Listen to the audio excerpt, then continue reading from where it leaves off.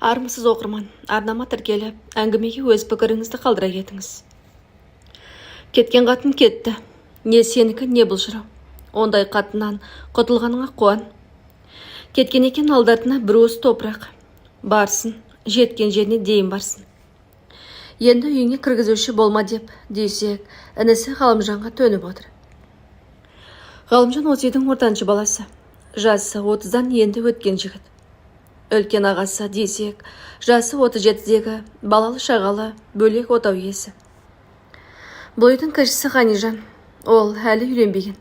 Орталарында Рахила деген 56 жасар шешелері бар. Әкелері кіші інілері Ғанижан дүниеге келгесін көп ұзамай қайтыс болған. Ортаға алып отырған адамдары әзірше кемпірдің қолындағы бала Ғалымжан. Ғалымжан үйленіп 2 балалы болған. Үлкен қызы 8 жасар, кішісі 5 жасқа енді толып жүр. Ғалымжанның тұрақты жұмысы болмаса да, қолынан іс келетін шебер жігіт. Шешесін, әйелін 2 баласымен аш қалмаймын деп, күндіз түні табылған жұмысты істеп жүр. Бірде аз, бірде көп тапқан тиынын шашу шығармай шешесімен әйеліне ұстатады. Карта ойнап, арақ ішіп, басқа елдерге көз салу деген ойлардан мүлдем аулақ. Тіпті темекі де тартпайды. Бала кезінде насыбай салып көрем деп шытып қойып, қақалып шашалып, құсып өліп қала жаздаған. Оның үстіне әкесі біліп қойып аямай ұрған. Содан соң темекі насыбайға деген әуестігі мүлдем жойылды. Әскерден келгесін ауылдың қарапайым қызы деп таныстырған Маржангүлді анасына келін қылып түсірген. Үріп-ауызға салғандай Маржангүл бір қарағанда өте сүйкімді, сұлу жан еді. Үндемейтін, артық күлмейтін, әңгімесі я жоқтан аспайтын жан болатын. Біркелкі бірыңғай өмір жалықтырды ма, әлде үнемі қаржы жетіспеушілікпен өзін бар нәрседен шектеу жалықтырды ма, кім білсін. Екінші сәбиі ұлы дүниеге келгесін Маржангүл мінез көрсете бастады. Енесі жоқ жерде Ғалымжанның миын жеп, ұрысып, сәл нәрсеге бұртиып, теріс қарап бөктісіп, жатып алуды көбейтті. Тіпті жылап жатқан баласында емізбейтін өнер шығарды. Затында өмір көрген қазақ әйелі зерек болады емес пе? Енесі Рахила келіннің бойындағы өзгерістерді бірден түсінді. Маржангүлмен оңаша отырып сөйлескенде, қарағым, бері қара. Байқаймын соңғы кезде көңілің бұзылып жүрген сияқты. Не ойлап жүрсің? Не мазалайды? Шаршап қажып жүрсең төркініңе барып, қыдырысып келсеңші. Үйден шықпағаныңа 2 жылдай болып қалды осы. Туыстарыңа барып, көңіліңді аулап, мына жиендерін көрсетіп, келем десең қарсылық жоқ қарағым. Ғалымжанның да саған көңіл бөлуге шамасы жоқ. Шаршап шалдығып жүрсе де осы үйге ақша табумен жүгіріп жүргені сол. Сенің қабағың қыржиып жүрсе, ол да үйден суынады. Соны ұмытпа. Әйел ер азаматқа сүйеу бола жүріп, оның көңілінен шыға білуі керек. Еркек төздің адамы, бірақ үнемі үйін ойлап жүру керек. Ол үшін үйде жағдайын жасап отырар.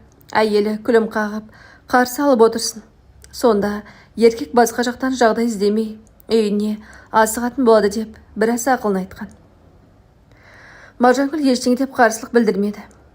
Жоқ апа, бәрі дұрыс. Жүйкем шаршаған шығар деп қоя салған.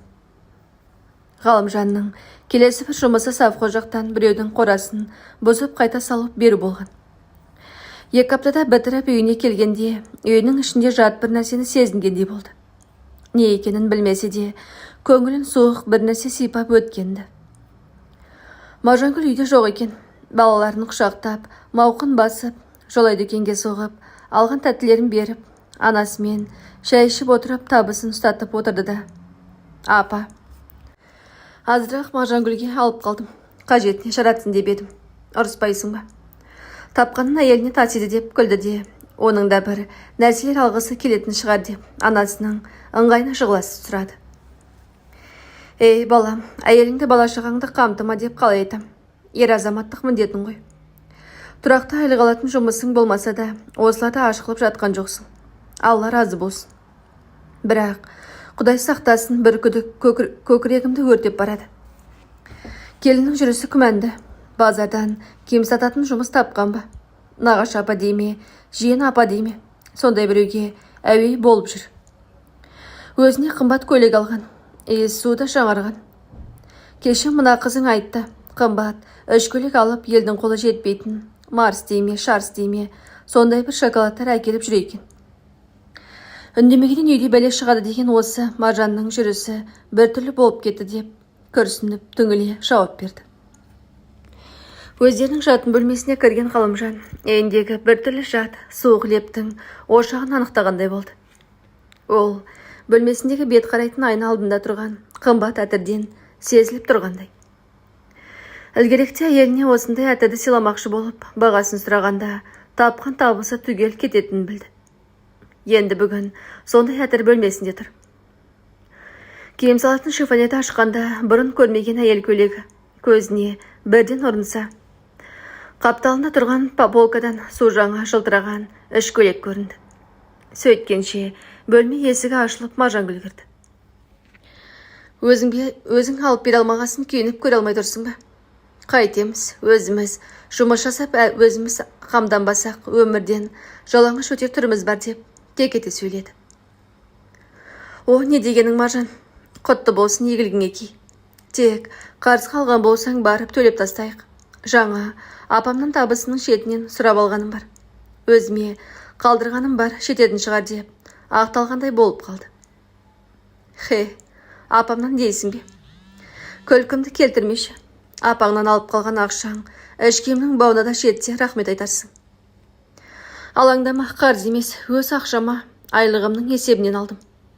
Базарға таныс апайыма киім сатушы болып жұмысқа тұрдым, деді кекесінді түрін жасырмай тұрып. Жаным, жұмысқа тұрдым дейсің бе? Өзің біл, жаным. Үйде төрт қабырғаға қарап отқаннан ол да дұрыс шығар. Емшектегі балаға қиын болмаса.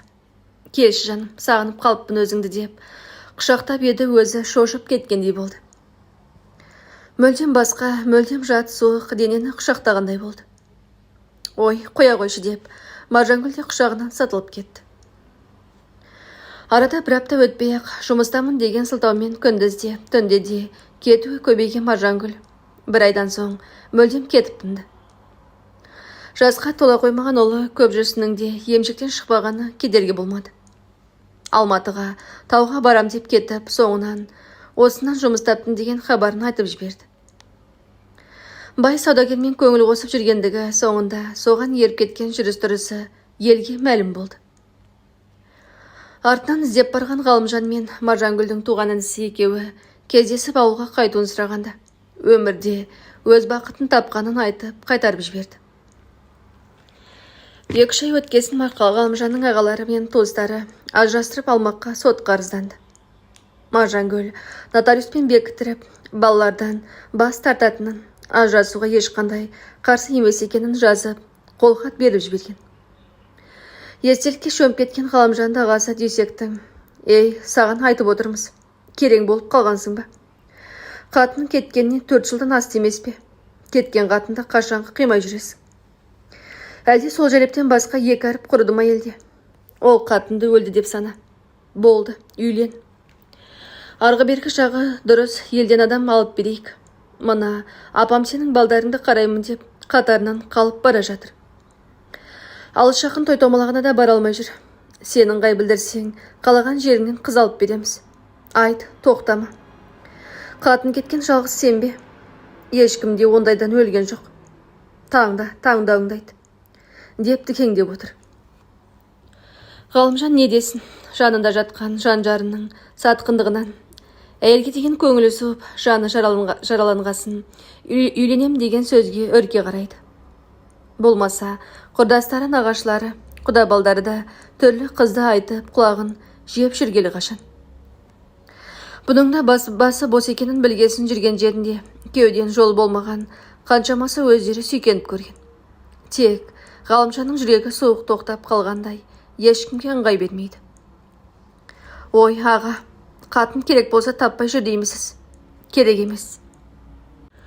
Мұны екеуін жетілдіріп, қатарға қосып, адам қылайын. Ендігі сол маған мақсат, мұрат деп Дүйсекке қараған еді.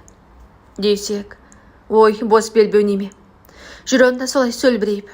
Олай болатын болса, мына Ғалимжан үйленгенше апамды қолыма алам. қашанғы бала бағып отырады. Шешемде демалып рахат көрсін деген өтірік шамдан. Осы жерде үнсіз отырған шешелері Рахила, сен екеуің мені бөле алмай отырсыңдар ма? Осындағы үшеуіңде менен шыққан шығарсыңдар. Жұмыртқа тауыққа жол көрсеткенін қайдан, қашан көрбедіңдер? О, несі-ай, тіпті кәдімгідей кісі боп қалыпты. Осы үйде мені тірі отырғанда үшеуіңнің де балаларың жетім болмайды, шеттемейді. Қайсың, қалай бағам өзім білем. Менен ақылды емес шығарсыңдар деп қысқа, бірақ қатты айтып еді, екеуі де жым болды. Ғанижан анасының алдына еркеле жатып кетті де, мен де крыша железный деп жағдайды жұмсартып бәрінің езуіне күлкі жинады. Ғанижанның басын сипап отырып Рахила, иә, бұл әңгімелер айтылуы тиіс. Кетер әйел кетті. Алдартынан бір уыс топырақ, не болса да өзі білсін, маңдайына жазылғанын көрер. Бірақ мына екеуін жетілдіру біздің мойнымызда. Қанаттыға қақтырмай, томсықтыға шоқтырмай жетім деген сөзді естіртпей өсіру бізге міндет. Екеуі де марқұм шалымның тегін ұстап жүргенде мен бұларды жетім қылмаспын деп бағанадан еркелеп жатқан Ғанижан ұшып тұрып, осыдан Аягүлмен көп жүрсінге біреу бірдеңе деп қарасын, тура бастарын жұлып қолдарына берем деп екілене сөйлеп еді. Ағасы десек еңгілдеп күліп, әй Ғанижаным, бауырмай, өз басыңа ие болшы. Көп жүрсін, мен Аягүлді ренжітуге жол бермеспіз. Қанша айтқанмен олар менің балаларым. Дәу бапа дейтін атым бар. Сен тентек болмай, басыңды бағып жүрсең сол да ерлік. Мектебіңді бітіріп оқуыңды оқы, сол сенің міндетің деді. Сонымен сол әңгіме сол жерде аяқталды. Кішінісі Ғанижан үйленгенше Ғалымжан өзіне үй тұрғызып, қызы Аягүл есейіп әкесінің ас-ауқатын дайындап, кір жуатын жағдайға жеткесін бөлек өз үйлеріне кеткенді. Әрине, бөлек кеткен деген аты болмаса, сол күйі мида араласып жатыр. Екі күннің бірінде анасы Рахила Ғалымжанның үйінен табылса, арасында енесін іздеп. Десек ағасының әйелі осы үйде. Ана мынау тазалық жұмыстарын Ғанижанның келіншегі келіп, көз жақсыма көмектесем деп істеп кетеді.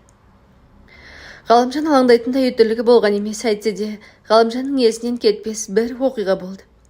Көп жүрсін, 12-ге толғанда өзінен 2 жас үлкен баланың басын таспен ұрып жарған. Ол аз болғанда тепкілеп тастаған. Мектепке полиция келіп, үлкен шу болған.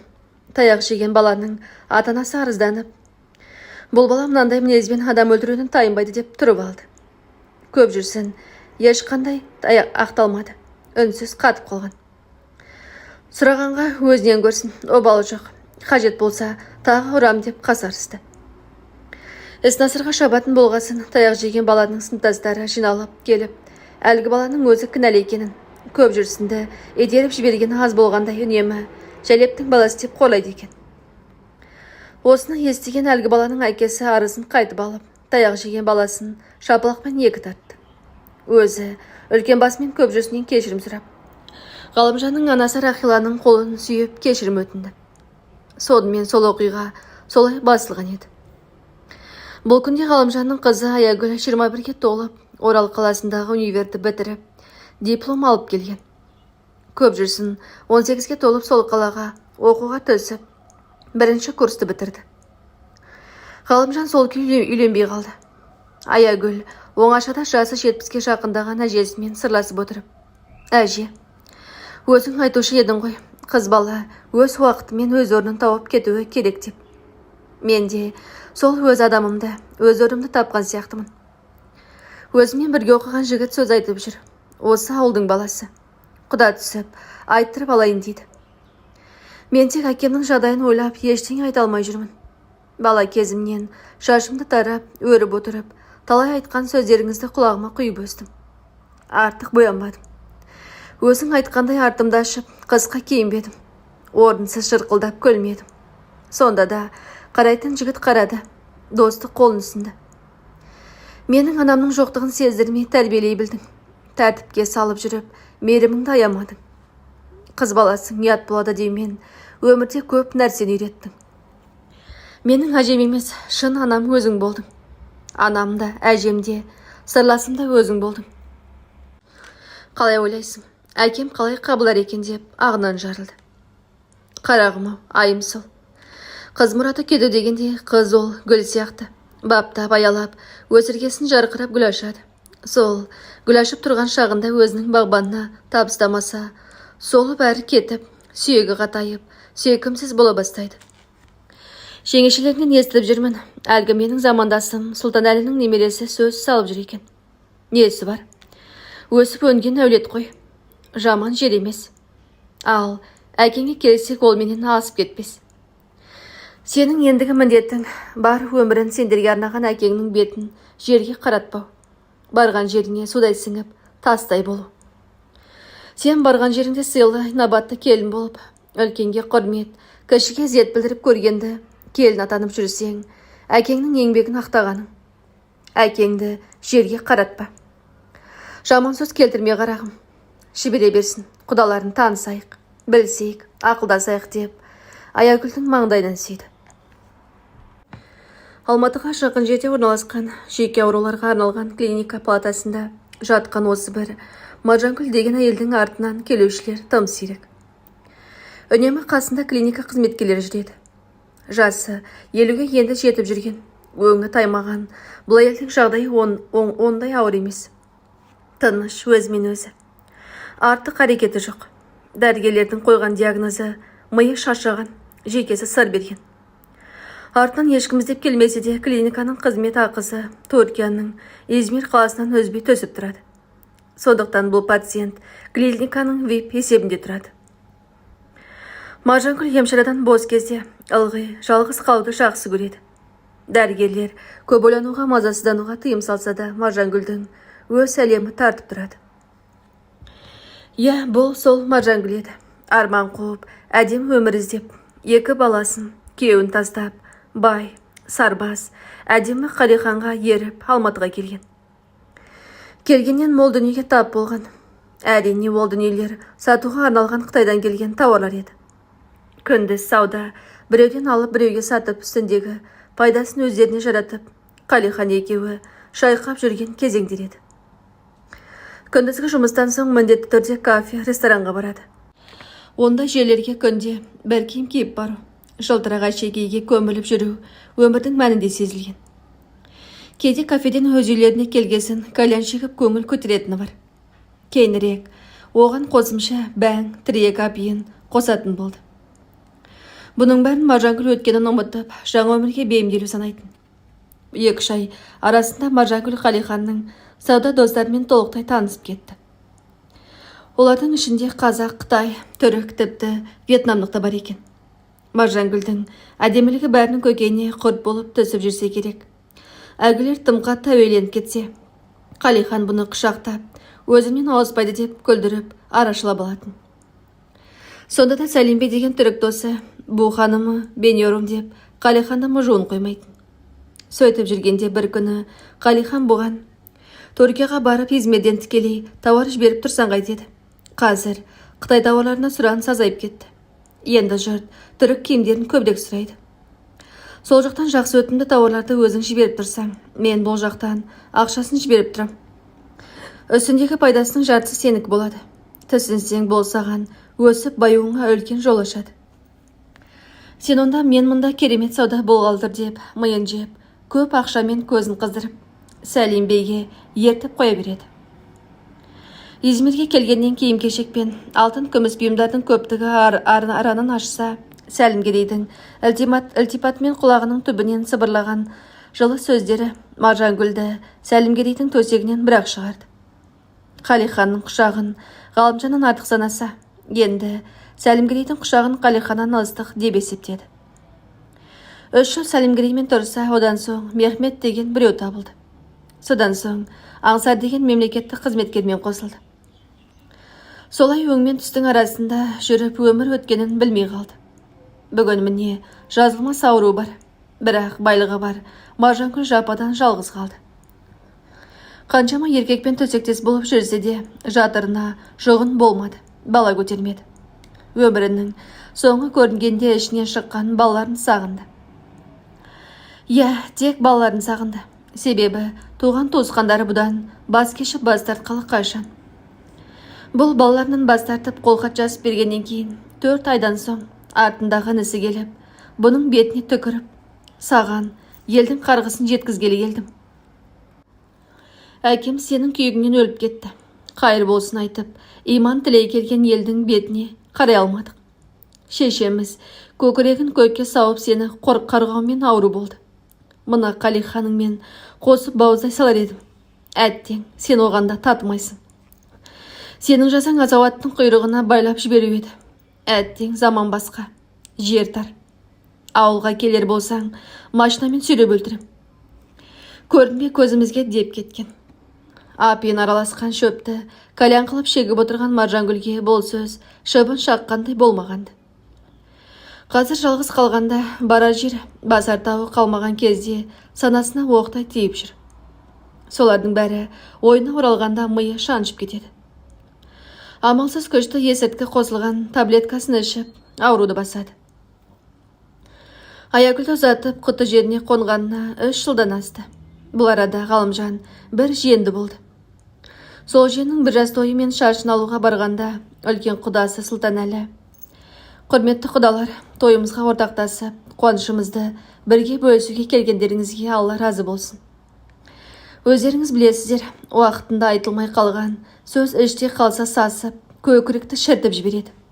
Менің айтқым келіп отырғаны мына келінім Аягүл турасында. Иә, басында шешесіз өскен қыз дегенде тіксініп қалғанымыз рас. Келін болып түскен кезінде сынға көп алынды. Бірақ қауіпіміз бекер болып шықты. Шешесі болмаса да мына менің замандасым Рахила әжесінің тәрбиесін көрген келін жұрттан озды. Ауылға үлгі болды. Осында отырған сары қарын бәйбіше болған абысындары сөзімді жоққа шығармас. 22-ден жаңасқан Аягүл келінім үлкен тәрбиемен көрегенділіктің көрінісі болды. Әдеппен инабаты, ақылды сөзімен салған суреттей стилетін ісі бәрімізді тәнті етті. Сол үшін үлкен құдағайымыз Рахилаға арнаған сыйлығымыз бар. Оны мына әйелдер берер. Мен өз құдаларым Ғалымжан мен Дүйсекке бірдей қылып өз қолмен құда шапан жап қалдырмын. Аягүлдей адамды тәрбиелеп бізге ұзатқан сіздерге мың алғыс деп, құшақтап, құда шапандарын жапқан еді. Ғалымжан сондай марапаттардан көңілі көкті тіреп тұрғандай сезімде болды. Әскери кафедрасы бар, оқу бітірген көп жасар, келгесін бірден полицияға қызметке тұрды. Ендігі мәселе үйленіп, отау құрып, әке қолына келін түсіру болатын. Десек те, Ғалымжан да Ғанижан да сол шаруаға бел шешіп кірісіп кеткенді. Көп жасардың ойында не барын кім білсін, бұлар құда түсіре іздеп, айттырып алар қыз іздеп шабылып жүргенде Ғалымжанның құлағына Маржангүл Алматыда жаман аурумен ауырып жатыр деген сыбыс жетті. Ғалымжан бұл хабарға қуанған да жоқ, қайғырған да жоқ. Біркелкі жайбарақат қабылдады. Кешкісін тойдың шаруасын ақылдасамыз деп үйіне Ғанижанның қолындағы анасын, Дүйсек ағасын, жеңгесімен, қызы Аягүлмен күйеу баласы Еркебұланды шақырып алды. Бұл әңгіме негізі көп жүрісімен Аягүлге қатысты болса да, ет жақын туыстарым, анам, күйеу балам, бәрің отбасын болып саналатын болғасын сіздер де білуіңіз керекті. Маржангүл Алматыда ауруханада жатыр екен. Жаман ауру дегенді естідім. Сол жақтағы таныстармен хабарласып анықтап едім. Рас екен. Енді қанша күні қалғаны белгісіз дегенде ең бірінші көп жасар ұшып тұрды. Жоқ, ондай адамды танымаймыз. Біздің анамыз әлде қашан өлген деп айғайлап жіберді. Аягүл не айтарын білмей қасында отырған күйеуін құшақтап жылап жіберді. Ортада ауада қалықтап қалған үнсіздікті Дүйсек бұзды. Тағдыр деген солда. Өмірінің ақыры қандай боларын кім білген. Бейшараға обал болған екен деп аяушылық білдіріп бастап еді. Көп жасар, жасқа шыланған көзбенен: дәу бапа, не деп отырсыз? Қайдағы бейшара, 2 баласын тастап, әдемі өмір іздеп кеткен адам ол. Үріп-ішіп шайқап төгіп, шатырынан шыққан ұл мен қызын тастап, шәлептің баласы атандырып кеткен адамды аяп отырсыз ба? Ондайлардың орны тірісінде де, өлісінде де тозақ. Олардың өмір сүруге қақысы жоқ деп, тағы ашына сөйледі. Ауыр күрсініп отырғандарға бір қарап алып Рахила әже: Әй, қарақтарым, құрбосқа ашуланып не қыласыңдар? Көп жасар құлыным-ау, сен өміріңді енді бастап жатырсың. Сондықтан олай асылық сөйлеме. Енді ондайдың бетін аулақ қылсын. Құдай сақтасын. Қазақ әйелді әуелде нашар адам қызды нашар бала деуші еді. Ол жамандықтан емес, әйелдің көбіне нәзіктігі мен осалдығын меңзеп айтқаны. Иә, әйел тілге осал сөйлеп қояды. Қызылға осал жылтыраққа өз. Шайтан азғырып, қызылдың артын қуып кеткен адамды қатты айыптамаңдар айналайындар. Иә, тас бүйрек болды. Отбасын бұзды, бірақ ол сендердің аналарың. Құрсағын жарып шықтыңдар, емшегін еміп, өмірдің дәмін таттыңдар. Кешіру кешірмеу өз еріктеріңде, бірақ кек сақтамаңдар. Өздеріңе ауыр болады. Көкіректеріңдегі қатып қалған шемен мұңды жібетіңдер. Өздеріңді босатыңдар. Болары болды, бояу ісіңді. Өткен нәрсе сол өткенде қалсын. Тек сақтап, қазіргі өмірлеріңе алып келмеңдер. Ғалымжан, саған айтарым бар, алдынан өт, кешірім бер. Оған деген өкпең жоғын білдір. Оны қинап жатқан өткен шағында жіберген қателігі. Аягүл, көп жасар сендерде кешіріңдер. Сонда ол қатты қиналмай о дүниеге қайтар. Қинамаңдар оны, жіберіңдер деді. Көп жасар бұл сөзге көне алмайтынын білдіріп шығып кетті. Қалғандары тағы үнсіздікпен қалды. Клиника террасасында шайқалмалы, креслода жеңіл шәлі жамылып журнал қарап отырған Маржангүлге медбике: «Ханым, әфенди, сізде бересі келді» дегенде, әуелі селк еткен ол ақырын артына бұрылып қарады да таңырқап көзі жасқа тола берді. Маржан абыржып қобалжыма. Бұл мен Ғалымжанмын. Сенің ауырып қалғаныңды естіп хабар алуға келдім. Шошынба, Маржан деп, қасына келіп, икемге келмей отырған қос қолын алақанмен қысты. Айтарға сөз таппай тұншығып отырған Маржангүл алдында отырған Ғалымжанның иығына маңдайын тіреп, үнсіз селкілдеп жылады. Ұзақ жылады. Сосын басын көтеріп, әлде қалай болады дегендей, кете алмай тұрған медбикеге: «Мерак етмен, бенде харчы елунда. Алаңдама, менде бәрі дұрыс» деді. Содан соң ғана медбике ақырын жылыстап шығып кетті. Маржангүл көз жасын сілки сүртіп, Ғалымжанға тесірейіп қараса да барша мейіріммен бетіне алақанын басып: «Сен келдің бе? Сен Ғалымжанбысың. Сенің келетініңді сезгем.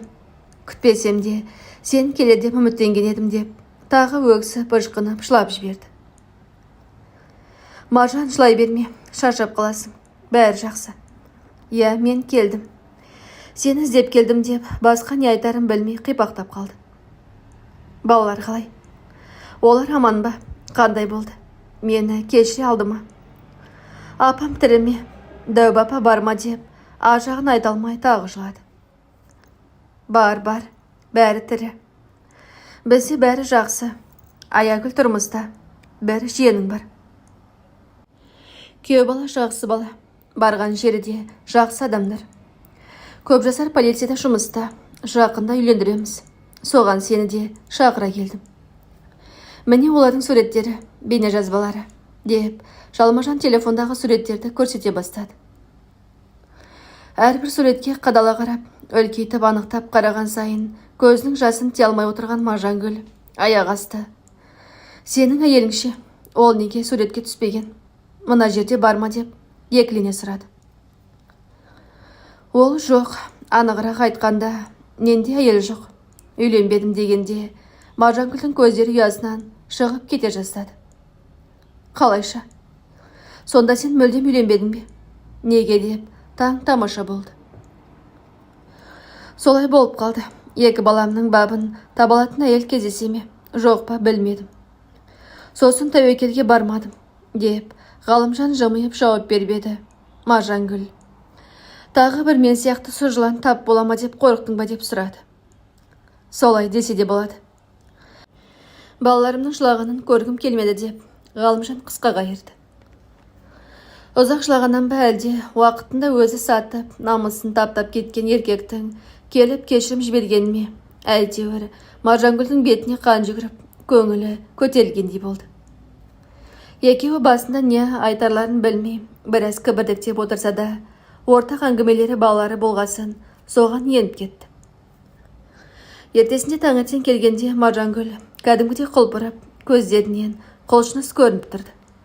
Көп жасардың тойына келгенде сәл мұңайып тұрды да: «Ғалымжан, рахмет саған. Мен бүгін шын бақыттың не екенін сездім. Енді осы бақытты күйімде өлуге рұқсат бер. Мен ауылға барып көзге күйік болмайын. Әйтеуір аман екендеріңді білдім. Көп жасар мен Аягүлде бәрі жақсы екенін білдім. Міне сол маған бұйырған бақыт. Уақытында бақытты танымай, қол үзіп бақыттың басына теуіп кеткен адаммын ғой. Сондықтан рахмет. Ескі жараның орнын тырнап, қанатқаннан не пайда? Міне, осы бақытымен, осы өкінішіммен өлуге рұқсат бер. Енді өлмен қорықпаймын. Мынау менің Түркиядағы үйіме сенің атыңа жазылған мұрагерлікпен сондағы банктегі есеп шоттарым. Менің атымдағы мұрагер сендерсіңдер. Немерелеріңе, немерелеріңе. Олар сенің немерелерің. Менің есебімнен өз атыңнан сыйлық алып беріп тұр. Күнәмді ақшамен жапқаным емес. Бұл сенің немерелеріңе менің де қатысым барын сезініп жатып өлу. Енді ауылға қайт. Суреттердің бәрін шығарып, жастығымның астына салып қойдым. Ертең өлгенде өзімен бірге алып кетем. Мен енді өлімнен қорықпаймын. Мендей сорлы бейбақты ұмытпай жүргеніңе саған мың алғыс деді. Ғалымжанмен қоштасып тұрып, араға ай салып, көп жасар үйленіп, ұлан асыр той берілді. Шөйден сәл асқанда Ғалымжанға клиникадан хабарласып, Маржангүлдің қайтыс болғанын, өзінің өтініші бойынша Алматы маңындағы Боралдай зиратына қойылғанын жеткізді.